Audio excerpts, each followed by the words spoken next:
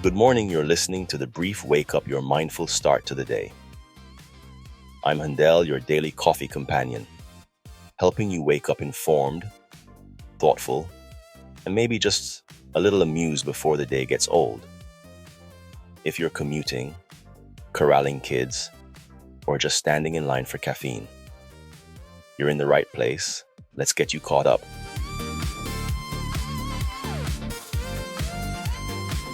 In health this morning, let's talk about something that hides in plain sight: high-functioning depression. This isn't an official psychiatric diagnosis, but it's a very real clinical pattern. It often overlaps with persistent depressive disorder, what used to be called dysthymia, or even major depressive disorder. The difference isn't the depth of suffering, it's the outward appearance. These are the people who show up.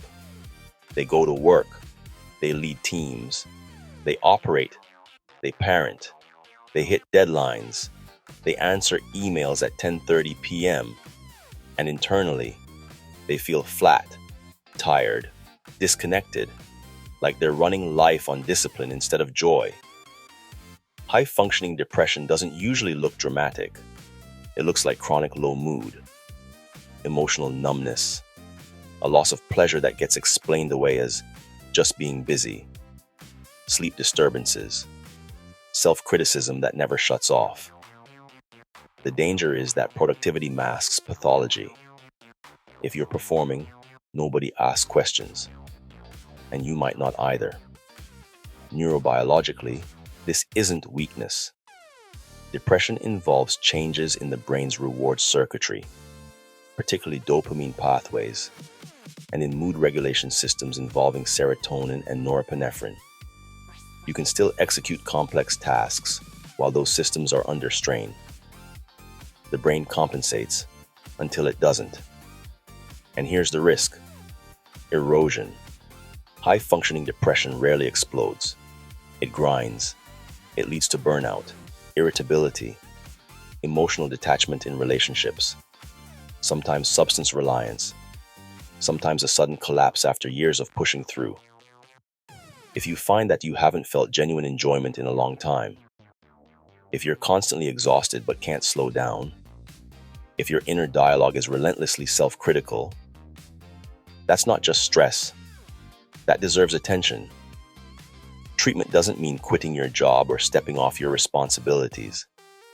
It can mean therapy, especially cognitive behavioral therapy, structured exercise, sleep regulation, sometimes medication when indicated. Functioning is not the same as flourishing. If you're carrying everything well but feeling nothing underneath, that's a signal, and signals are meant to be heard. That's your brief wake-up health segment. The news is next. All right, let's get you up to speed in the news. This weekend marked one of the most dramatic escalations in the Middle East in decades. On Friday, the United States and Israel launched coordinated airstrikes inside Iran. The targets: senior military leadership, missile infrastructure, and strategic command facilities. Iranian state media has confirmed that Supreme Leader Ayatollah Ali Khamenei was killed in the strikes, a seismic development in regional politics. He had led Iran since 1989. That single event alone reshapes the power structure of the Islamic Republic. Tehran responded quickly. Over the weekend, Iran launched waves of missiles and drones toward Israel and U.S. military assets in the region.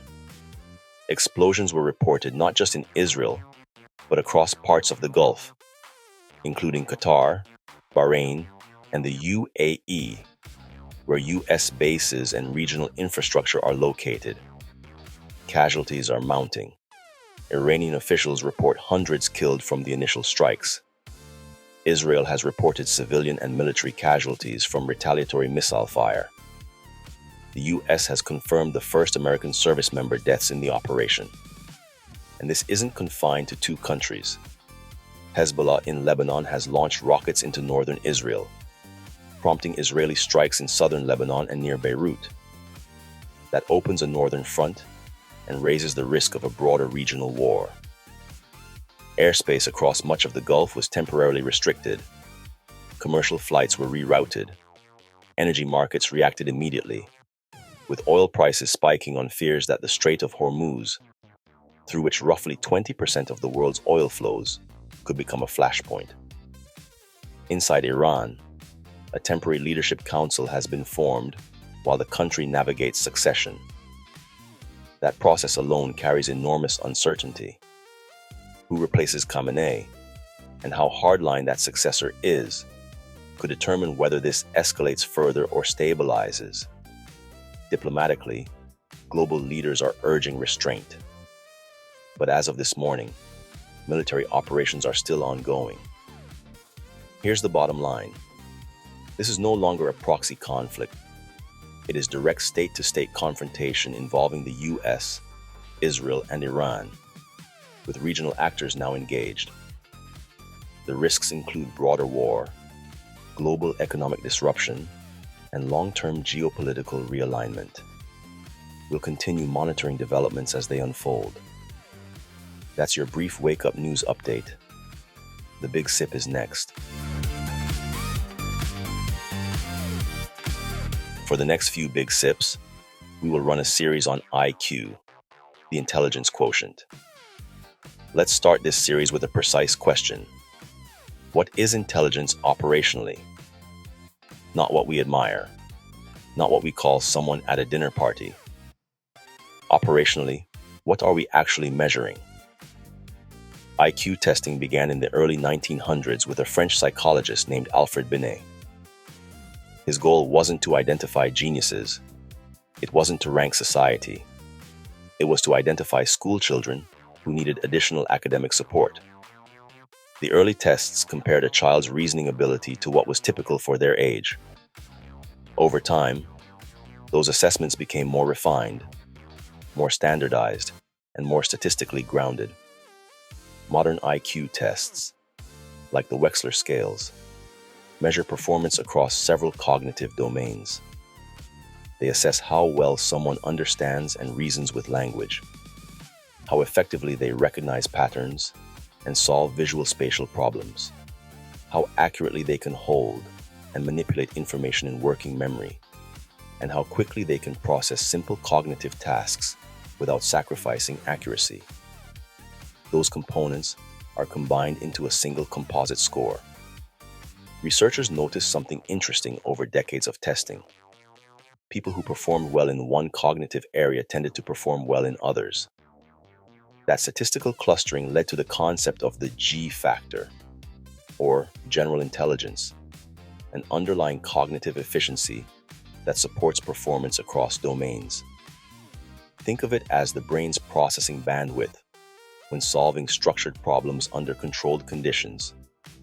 And that leads to the key frame for this entire series. IQ is a measure of cognitive processing efficiency under standardized conditions. It is not a measure of your value. It is not a measure of creativity, wisdom, emotional depth, leadership, or moral character. It does not capture artistic originality or social intuition. A person can have a very high IQ and struggle relationally. A person can have an average IQ and build an extraordinary, meaningful life. IQ is intentionally narrow. It is designed to be measurable, comparable, and statistically stable. It tells us how efficiently someone processes abstraction, detects patterns, manipulates information, and solves structured problems relative to the broader population. In the next episode, we'll break down what the numbers actually mean, how percentiles work, why small point differences can represent large rarity shifts, and how to interpret a score without mythologizing it. That's today's Big Sip. The lighter roast is next. There are two species of human beings.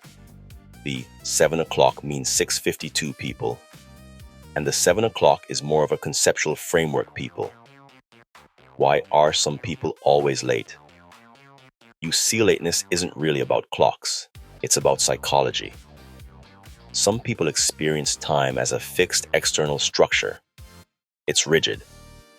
It moves forward whether you cooperate or not. These people feel mild anxiety when they're not early. Being on time equals control. It equals respect. It equals safety.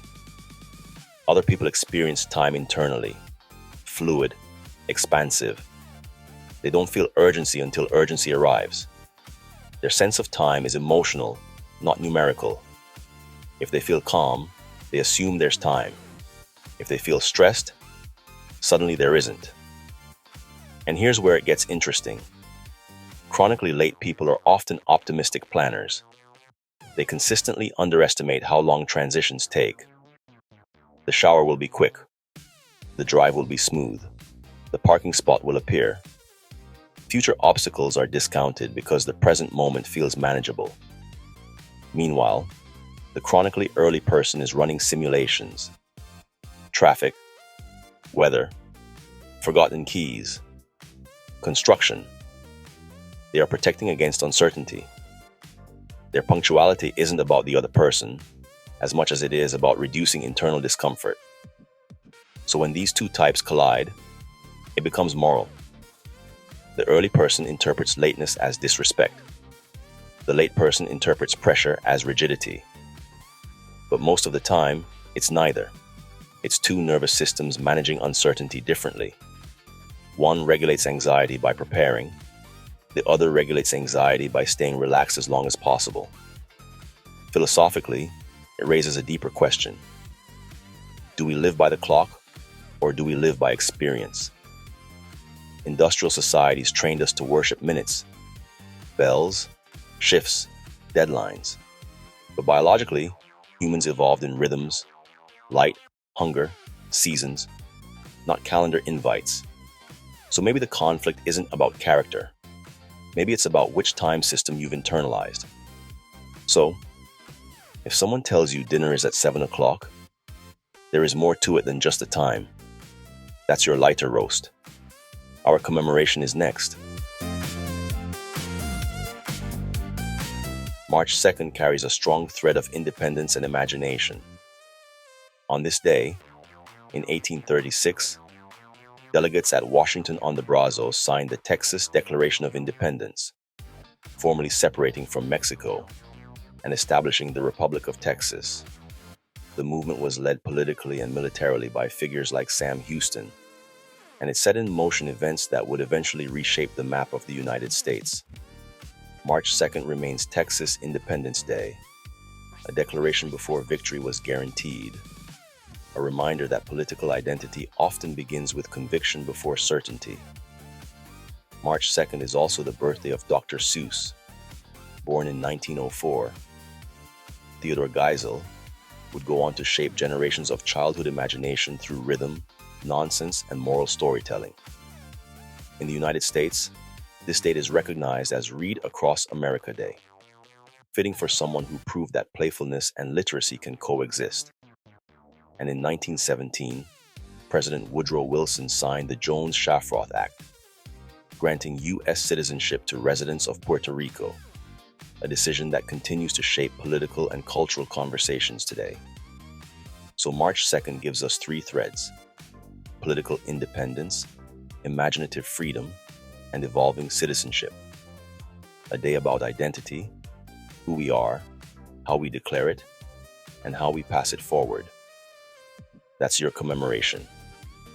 Today we talked about what hides beneath performance, whether it's high-functioning depression behind productivity, global tensions behind headlines, or intelligence behind a number. We explored how humans measure things: time, IQ, power, and how often the deeper story lives underneath the metric. Show up, pay attention to the signals, and remember, functioning is not the same as flourishing. This is Dr. Robinson for the Brief Wake Up. Stay calm, kind, and curious. Catch you next time.